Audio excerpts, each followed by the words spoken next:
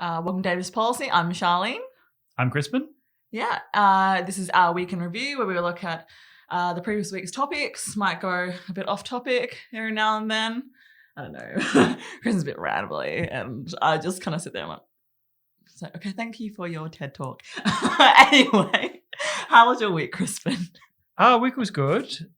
We had our submission accepted by the Senate Australian Foreign Relations, or Foreign Affairs, Defence and Trade Committee. Oh, that's cool. It's now published on the Australian Parliamentary website, and we're able to share it with everybody. Hence the spiel where I kind of did a bit of a readout. And what's the process for those who don't know? Yeah, no, good question. So when a policy of a bit of legislation is proposed, it will be introduced to the lower house, and then the Senate or indeed a joint parliamentary committee may decide to review the legislation to kind of get an understanding of all the possible implications and give members of the public, various advocacy groups, peak bodies, industry, etc., an opportunity to comment on the legislation and how it will impact them.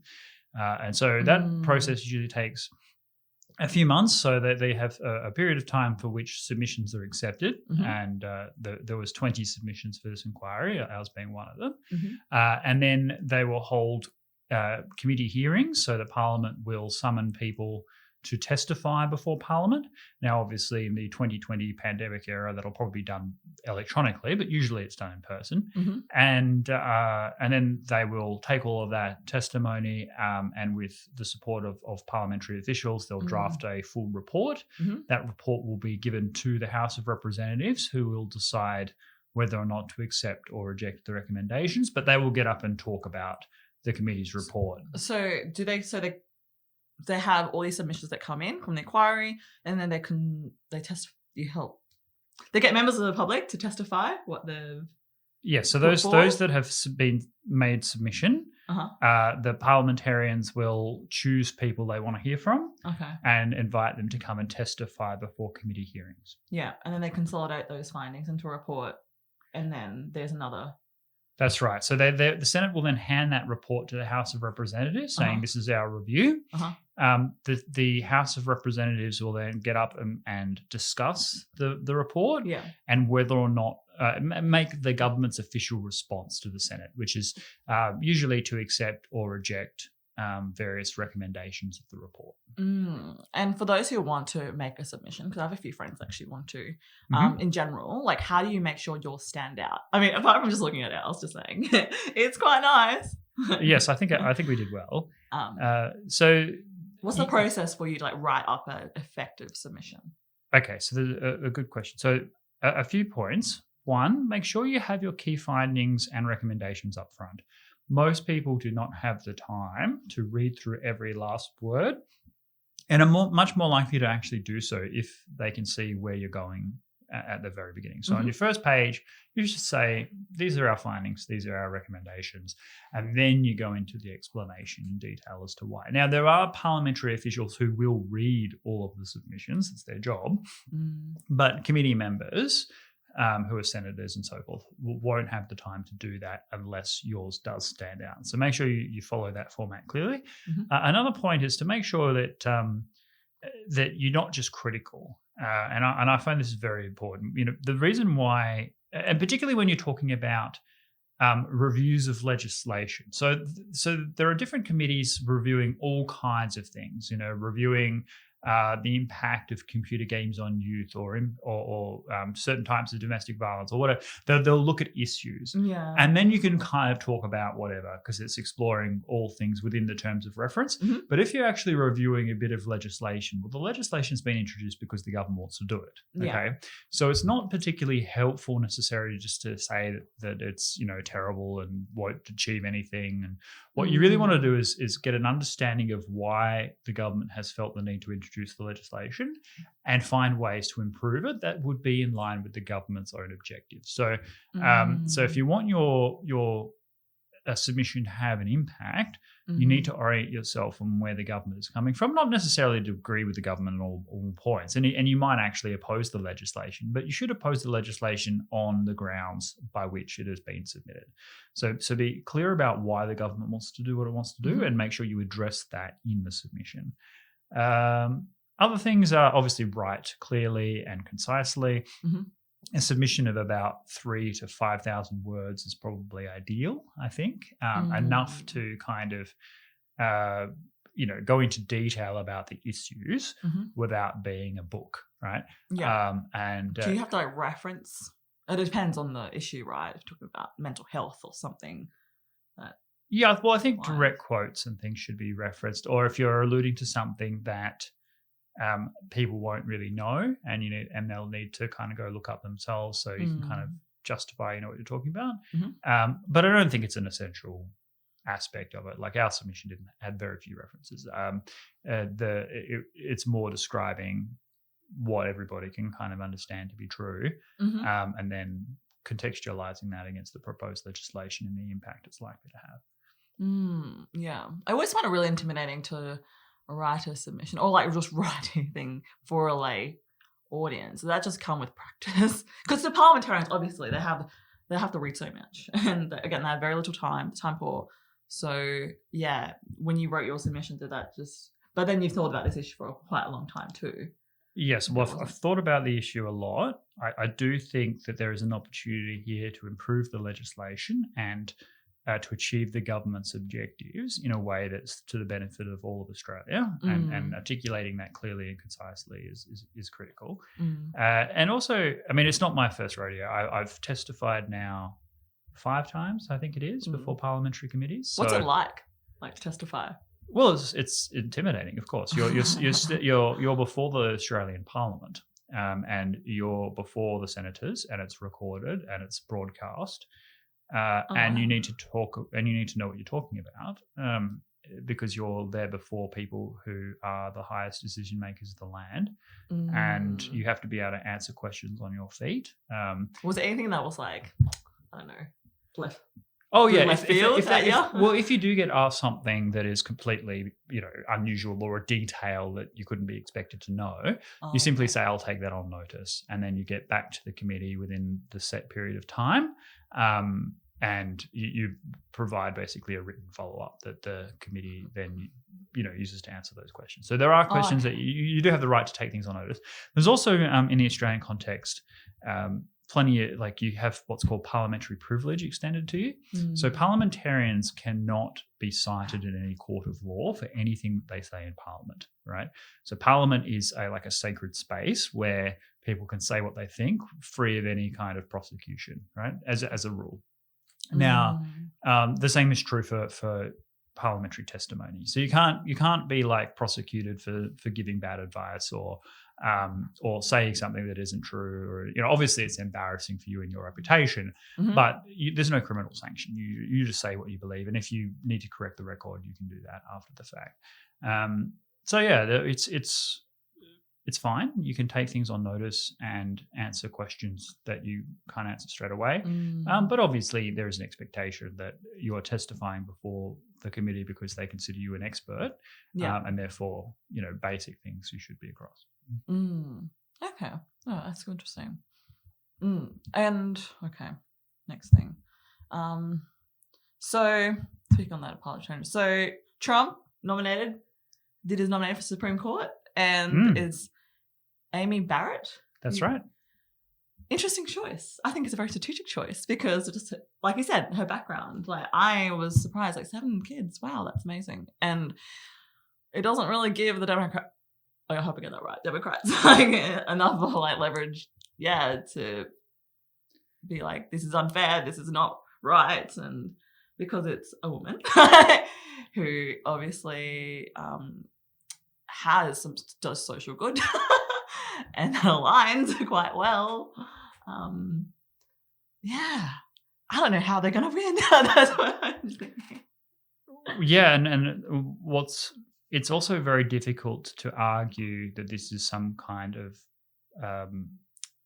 election ploy, because it is actually well known that she was the favourite to replace Ginsburg for a long time. Trump talked about her a couple of years ago, long before the election, and said, yes, I'm saving that for Ginsburg's replacement. So so he already knew. Or do they plan these events? Of course they do. Yeah, so she was on his short list a long time ago, and actually made the comment that he was going to likely replace Ginsburg with her when the time came, if he had that opportunity. And so he's just following up what he'd already said he would do. And so it's not like she's a choice strategically made because of the presidential election. And that actually blunts a pretty powerful line of attack the Democrats might have had, is that this isn't the best jurist available. This is just someone that Trump is using to help him win the presidency, right? Well, that's not true. He's actually had that in play for a while. But certainly it does play very well for him in terms of the election, because she doesn't look at all like the type of person that people can attack readily, except on her religious faith. And that is an equally dangerous thing. So for the Democrats, it's just landmines. There's no low-hanging fruit. And also that the leader of the Democrats on the Judicial Committee is another very, like, everyone in Congress is old. She's like 87, 88. Dianna Feinstein, respected across the aisle as sort of a grand matriarch of the Congress, been there forever, of the Senate. But she hasn't, she's definitely slowing down. She's not, the sort of firebrand she once was. So we're going to get another Republican on this. Well, she doesn't seem like, no, she's in the Senate. So she helps the Democrats vet the nominees. Okay. So she's not really going to be able to lead a powerful charge. What I suspect will happen is that Senator Kamala Harris, who is Biden's running mate, will do most of the questioning of Amy Coney Barrett, because they will want to give her elevated screen time during the last few weeks of the presidential race. But it could, like, this couldn't have come at a worse time for the Democrats, and it couldn't be more of a gift for Trump. And certainly Amy Barrett is everything that the Republicans love and everything that a strategist for the Republican Party campaign would want to see. Yeah, no, it's definitely interesting. Can the Democrats win? The Democrats can certainly win because Biden is still ahead in the polls, right? Like, technically. But you said don't believe the polls. What are you talking about? Well, that's the thing. But I don't believe the polls. Clearly, the enthusiasm, the momentum, the structural advantages are all Republican. People don't like the riots. The Democrats are having to flip on all kinds of things. But people shouldn't underestimate the anti-Trump sentiment. There is a lot of anti-Trump sentiment. And there's also a sense of the pandemic and people knowing the country isn't going in the right direction. And the president will wear some of that. And also the fact that Trump is very much a confidence player in politics. So, not having massive rallies everywhere. Like, he still has big rallies, but not like they were because of the pandemic. People are afraid to come out. So those things all play in Biden's favor. But I agree that this is definitely Trump's to lose. And I don't believe the polls for a second. I think that the sheer enthusiasm for Trump and the deficit for Biden means that a lot of Democrats are just going to stay home and not vote on election day. They're like, a lot of people hate Trump, but not that much. And where Trump is hated the most is in those coastal areas that are going to go Democrat anyway. So, I think a lot of structural benefits for Trump in this race, because most journalists dislike Trump, and so they'll probably. He's just newsworthy. Everything he says is newsworthy. But then he's the president. But still, like, I just never hear a positive thing. Yeah, of course. The media hate him. But the media should love him because he makes so much money for them. That's true. All the eyeballs on Trump.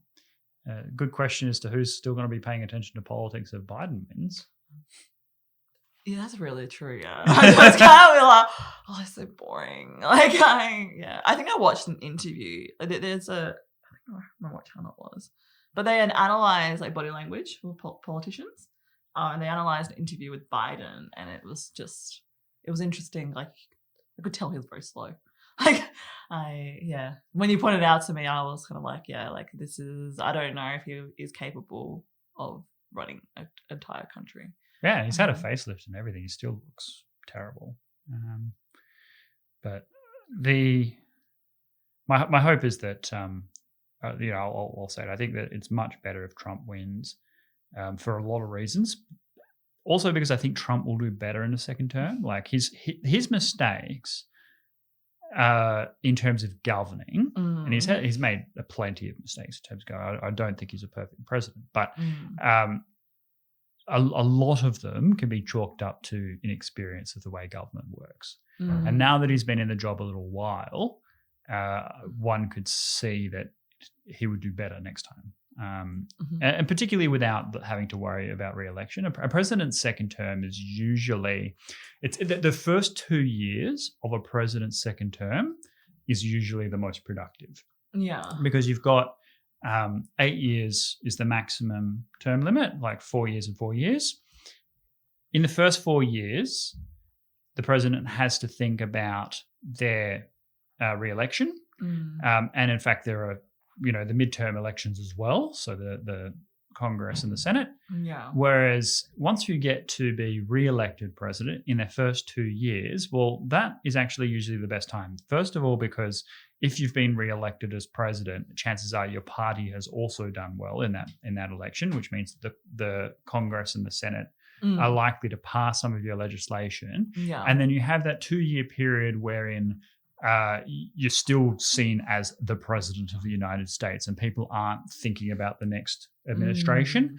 Whereas in the last 2 years of a presidency, people will start to think, okay, well, that person can't run again. So power starts to ebb away from them as people look to the future as to who's going to replace them. Yeah. So if he was re-elected, I think the most Trumpian kind of period would be the next 2 years of the presidency. And there aren't that many. I mean, Jimmy Carter got voted out of office after one term, but generally presidents often win 2 terms. Yeah. Okay. More of a fun topic is that you talked about Meghan Markle and Harry. Oh, yeah. I don't know why or whatever. Nah, I can see why. They're disliked among many because they left the British monarchy in favour of going to Hollywood, which makes sense because she's an actress, right? That's her. She's an actress, but she decided to marry the Prince of England. And yeah. And I don't know, do you believe that like her supporters, because apparently like she was liberated from the monarchy and, not following traditional ways. Do you think like her supporters are skew more younger and perhaps are somewhat narcissistic and self-entitled? Because, yeah. Well, I certainly think that Meghan Markle is narcissistic and self-entitled. That she didn't join the British monarchy understanding what the monarchy was. And her responsibilities. And yeah, and she thought that everyone was oppressing her, not realising that it's a deal, it's an institution that you just join, and she shouldn't have done it if she wasn't prepared to live up to the British ideals on this. And Harry shouldn't have gone this way either. I mean, he was incredibly naive. But the general perception is that Harry just isn't bright enough to manage Meghan Markle. Like that Donald Trump's quip about Meghan Markle was quite funny. So as you see in the video, he was asked by a journalist the other day, what would how do you feel about Meghan Markle and Harry coming out and endorsing Joe Biden, right? And he said, oh, well, I'm not a fan of Meghan Markle, but I do wish Harry the best of luck because he's going to need it. So, but to answer your question, look, yes, I do. I mean, the whole point of Meghan Markle's marriage into the royal family was to subordinate her own ego for something bigger than herself for the sake of an entire nation of people. And her refusal to do that isn't liberation, it's entitlement.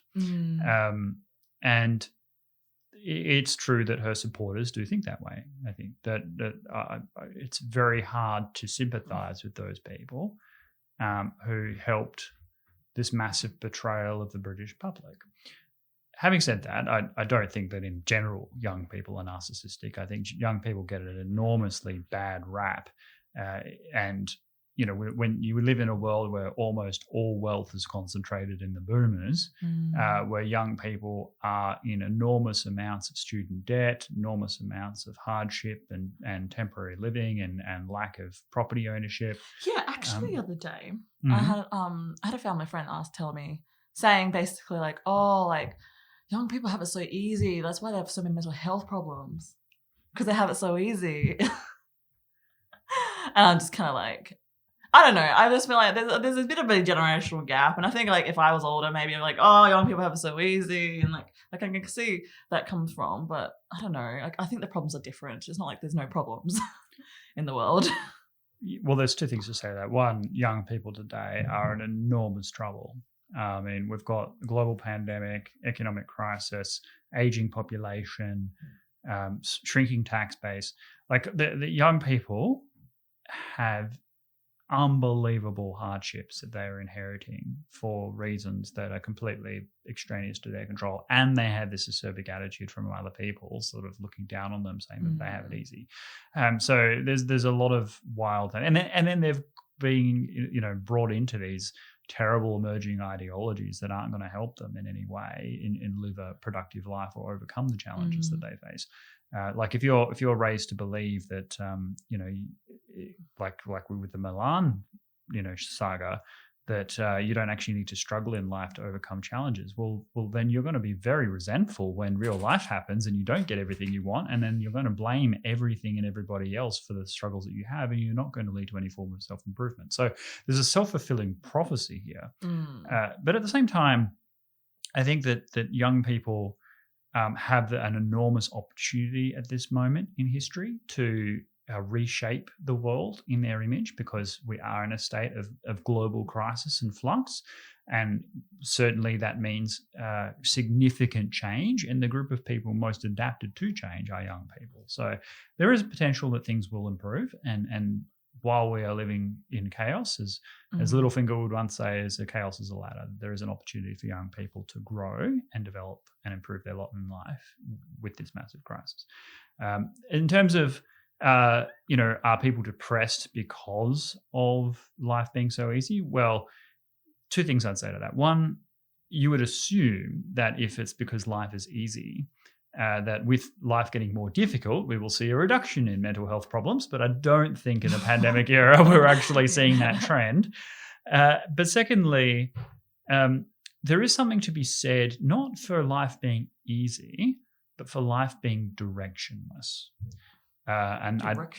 Directionless. So we had, with the breakdown of our cultural norms, like purpose, yeah. So like, if you have a ideological framework that allows you to live a successful life with actual definitions of what that means, I know what they tell you.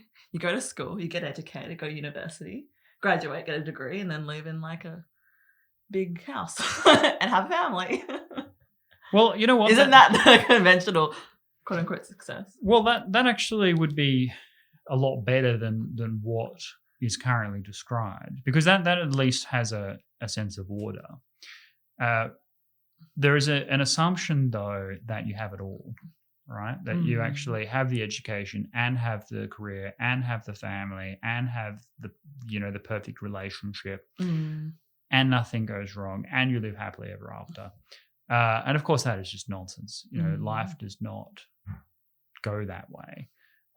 But I think even then we've got a breakdown of what it means to be a successful life. Like if we live in a world where everything is permissible, right? So ultra liberal, like whatever identity you have, whatever you want to be, whatever lifestyle, whatever relationship type you want to have. If let's say polygamy is viewed on exactly the same level as monogamy, et cetera, then a couple of things happen. One, that's a recipe for nothing mattering. If you can't create a hierarchy of relative importance, then no wind is favorable. Like you don't know where you're traveling. And then secondly, and you don't know what the standard is to compare against either. You just kind of like are drifting. And then also there is a grass is greener syndrome, wherein if everything is permissible and you don't need to make any sacrifices, well, there isn't much incentive to narrow your possibilities, and there's a constant belief that things might be better if we went a different way. So for example, if you want to go study Chinese in China, you could do that, right? And every moment that you go without making that choice, you're foregoing that possibility. Whereas if you don't make sacrifices and commitments, that option is always available to you. I will put that in another perspective. Like, let's say you're in a relationship with someone, long-term relationship. The difference between being in a relationship and being married, let's say, is while you're in a relationship, you haven't narrowed your possibilities. You've temporarily narrowed your field of partners, right? But you haven't narrowed down your options. Okay, you could decide to, okay, tomorrow I'm going to go study in China, and goodbye, you can't come with me, right? Right. Look, you can do that, absolutely. Yeah. But if you're married, you can't, right? If married, you've got. I mean, you technically could, but like. Well, you could, but then there's a higher opportunity cost, right? Yeah. There's a transaction cost with that becomes quite prohibitive. So of course it's still a problem, because otherwise you wouldn't have a 50% divorce rate. But certainly it's much easier to break up with someone for some other option if you're not like committed in that way. And once you've got kids and once you've got other things, then your options narrow. And once upon a time, I was seeing someone who certainly the most fabulously wealthy person I've ever dated many years ago. She ran a global security company. She has a I don't want to disclose who it was, but she has a like an apartment building on the same street as the White House. Okay. Fantastically a wealthy individual and highly competent as well, and remains a friend to this day. But she sat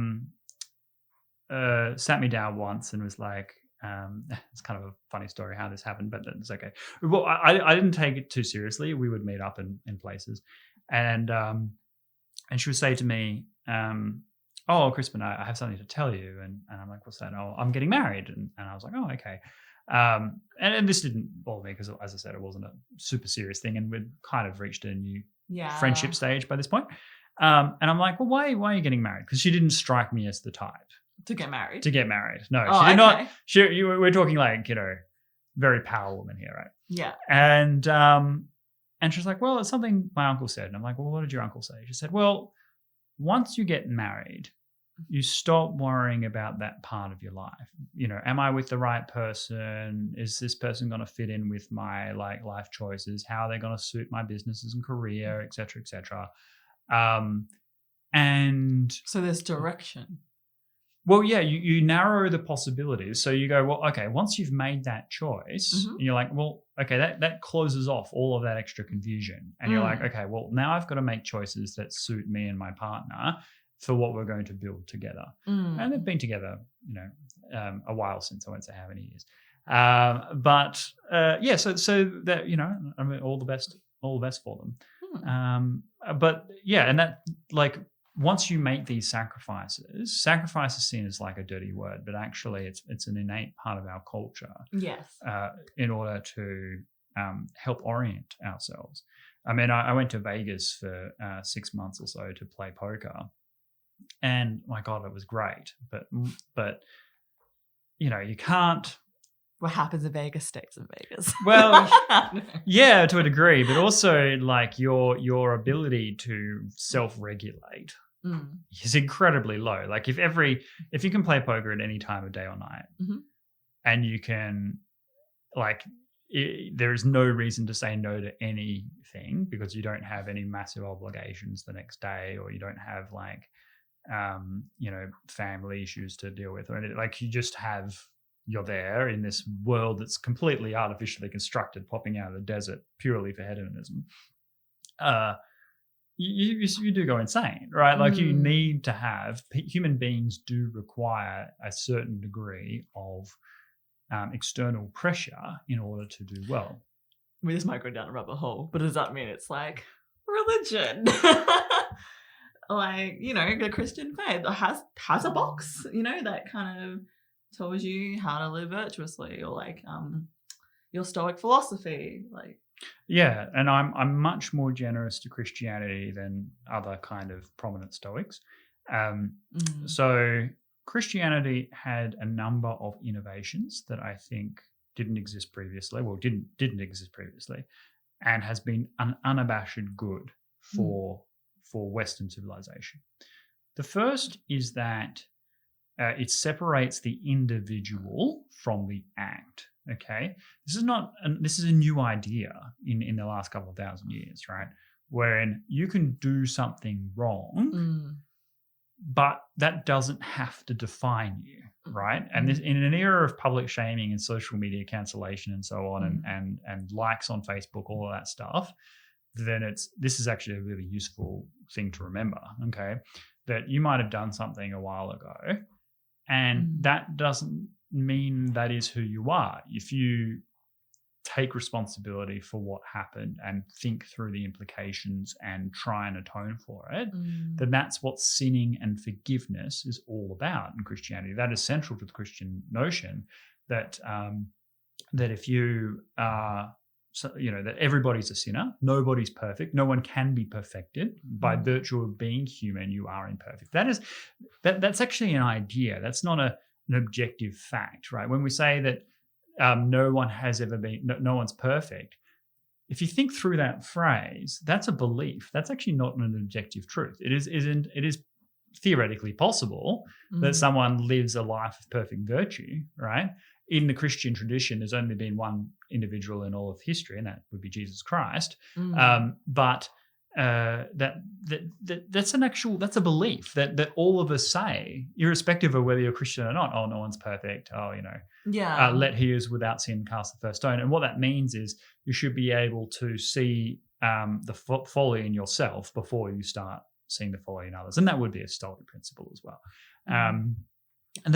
So Christianity has done a lot of good for making sure that people don't wear the badge of shame forever. And that there's an understanding that just because you've done something doesn't mean you can't improve yourself. Right? That gives people direction. Absolutely, it does. Absolutely, it gives people a sense of purpose, and worthwhile purpose as well, because they're comparing themselves to who they were yesterday, not to everybody else around them.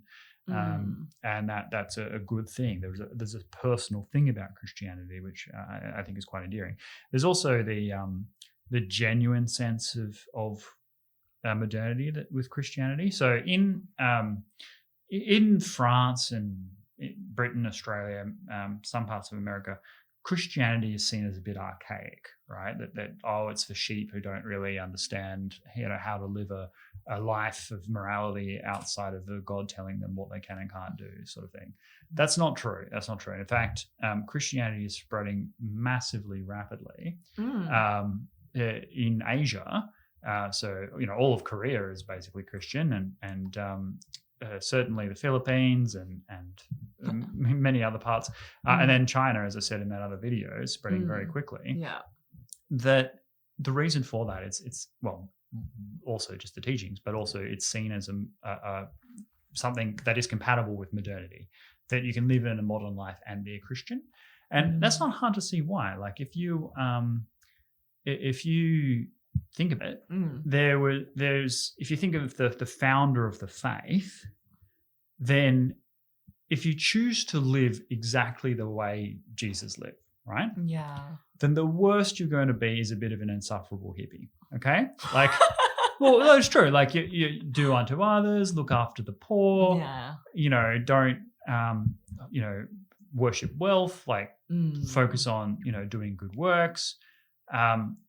That's actually quite something that's compatible with the modern day, right? That's not true for the founders of all faiths, right? And I don't want to single anyone out here, but there are, significant religions in the world where the founders were known for, personally chopping off the heads of their enemies and having multiple wives and blah blah blah blah blah, and spreading their message via violence, right? And if you choose to live your life the way the progenitor of these faiths do, then your compatibility with modernity is somewhat tenuous, okay?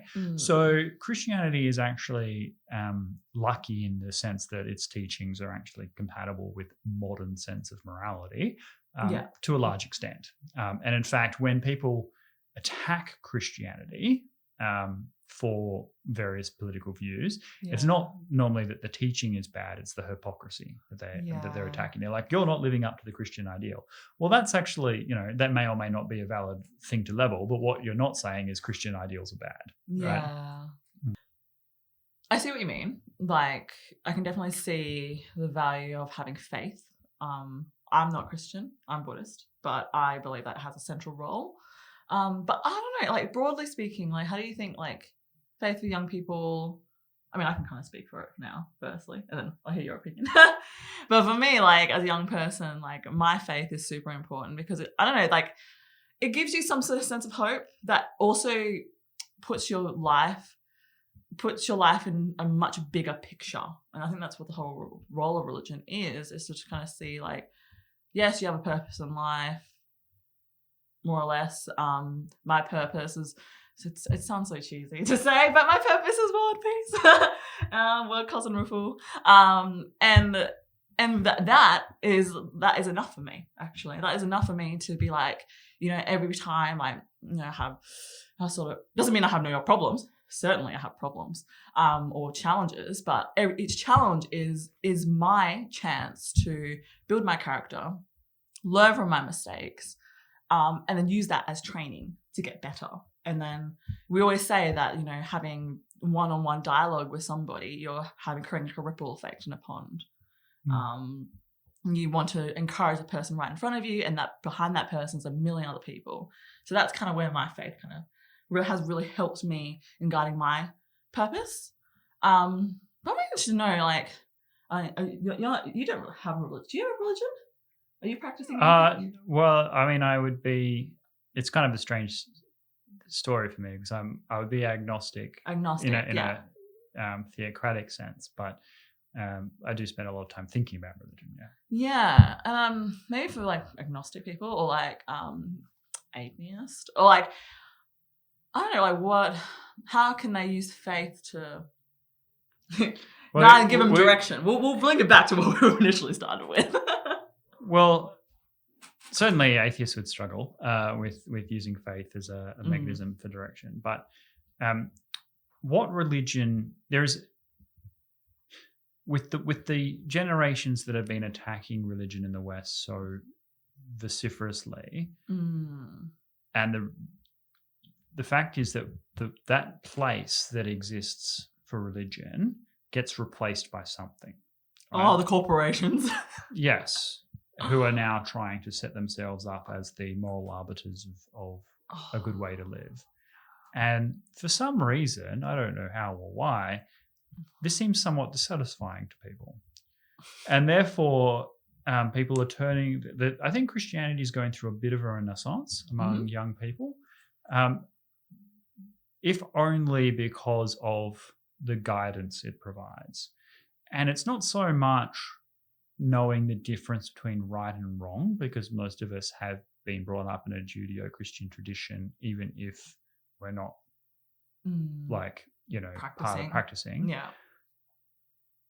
But it's so much more about why it is that you live a certain way that people are curious about. They're much more interested in the allegories of the stories as to what it means to have character, what it means to have purpose, destiny, direction, and an order of importance and priority.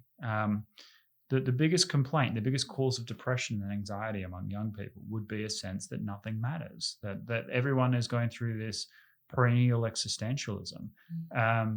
and not being able to cope with that because they don't feel like they're living up to their full potential. They don't have a reason to make sacrifices. They don't have a reason to take on the burdens of responsibility. And this is particularly true for young men, wherein for a man to be the best he can be, right, he needs to have a sense of nobility, right? He needs to have a sense of pride and sense of being able to look in the mirror with, a sense of self-fulfillment. And in order to do that, he has to take on burdens of sacrifice and responsibility. And this is pretty clear, right? He needs to be able to say, well, I do this because of my family, or I do this because it's helping others. And take on, fairly traditional masculine roles, not necessarily they don't have to be a man's man sort of thing, but in terms of these things have been built up not because of trying to oppress anyone else. It's about what makes men live up to their best selves. They, why should a man be protective of others, right? Or should he? And these are things that religion can provide, and that it does really empower people. I do believe that. Well, it depends on the religion, but yeah, I feel like the role of faith does empower people to do better. Like, it's a consistent reminder. Yeah, and all this talk about religion like oppressing women, for example, like if you ask yourself the question, do you think that it would be better to be in a relationship that was meaningful, And young people, I think, have looked at their parents' generation as sort of the bra-burning generation that say, oh, you don't, marriage is a construct to control people, blah, blah, blah. Well, they don't seem like particularly happy people. When they've seen that experience and they go, you know what, I think that I would like to get married because that means that I would commit to someone and we would build a life together and we would have, shared challenges and trials but we would have one another to support, right? And that is something that it's not about control, it's about mutual giving and that burden of responsibility that you have for someone else, and then certainly for children, makes you a better person. And that these are things that all religions can kind of help with, right? So yes, the absence of religion doesn't mean that we suddenly go to Stoicism, which I think would be a worthwhile replacement. No, I wouldn't be the only one to say that. I think so boring.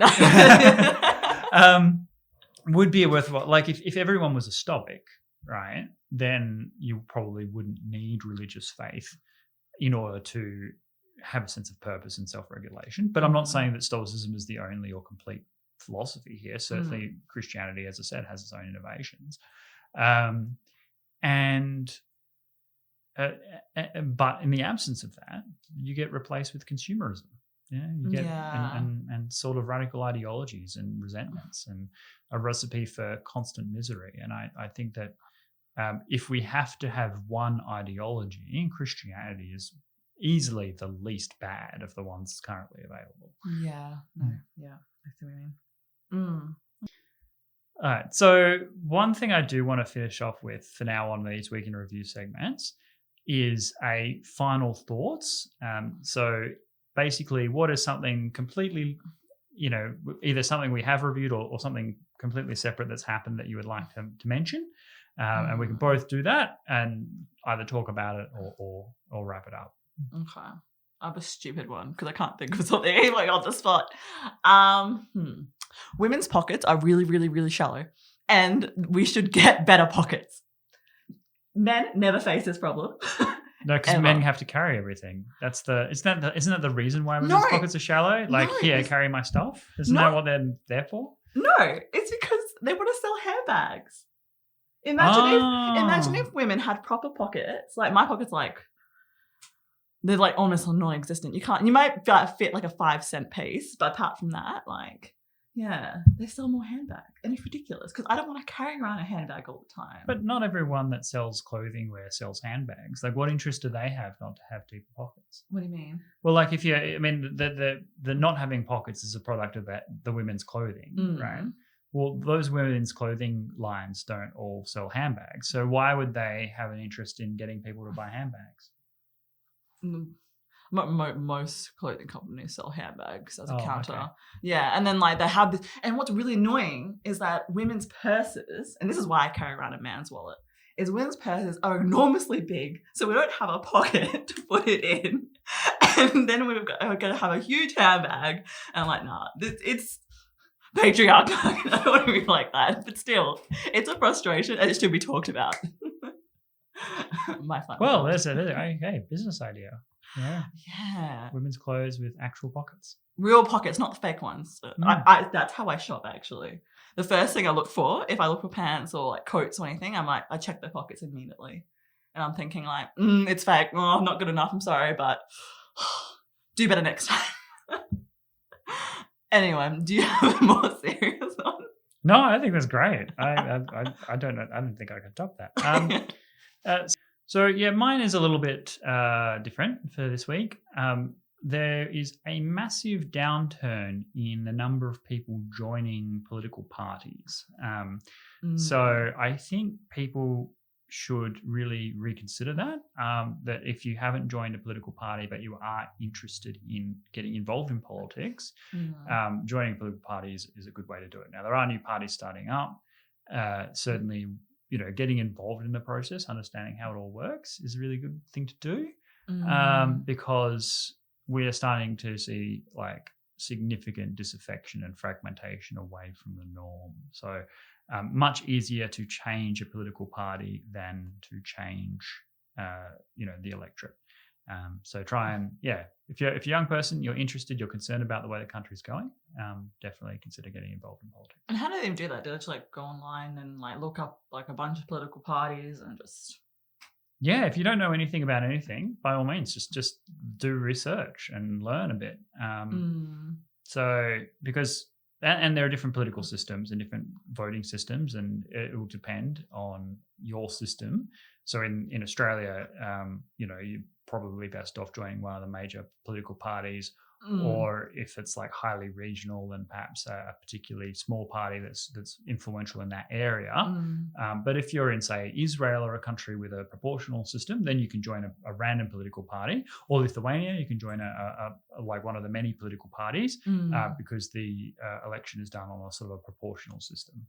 And so even small parties can get representation. Yeah, no, that's a fair point. Yeah, I always think that like it's intimidating because I think I'm like in political party, I'm like, you're going to be the one handing out the flyer and like vote for me. But you got to start there, right? That's how you get your voice listened to. And you talked about that in previous video. So yeah. So, but the numbers are terrible. Like people are not leaving political parties, like leaving or not joining. Well, both. Basically, people are just so disaffected with the system as a whole that the system itself starts to lose legitimacy if people don't continue to sign up and go through. So if you do want to have a political voice, then you need to be politically active. It's just one of those things. It's as I say, the world is run by the people who show up. Okay, cool. If any comments, any questions, leave them down below. Feel free to like and subscribe. Enjoy this conversation. And yeah, thanks for listening. Thank you. See you next time. That pocket thing was good.